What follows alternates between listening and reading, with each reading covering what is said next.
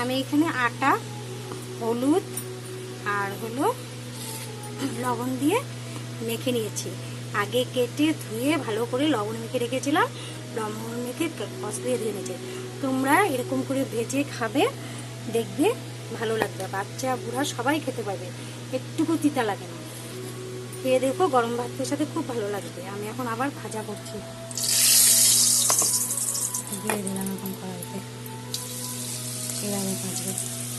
তোমরা চালের গুঁড়া দিও, আমার কাছে তো চালের গুঁড়া নাই, তাই আমি আটা নিয়ে নিয়েছি। তোমরা চালের গুঁড়া দিয়ে ভেজে খাচ্ছি এবং করে।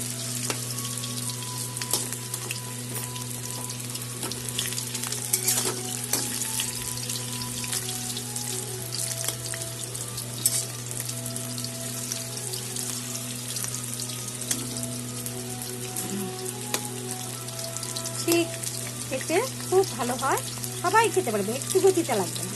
আমার মতন করে রান্না করে খাবে, দেখবে ভাজা করে ক্রাঞ্চিও হবে, টেস্ট খেতেও ভালো লাগবে।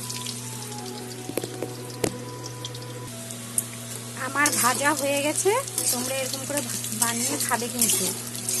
খেয়ে আমাকে কমেন্ট করে জানাবে, আর লাইক করবে, কমেন্ট করবে, শেয়ার করবে। Thank you.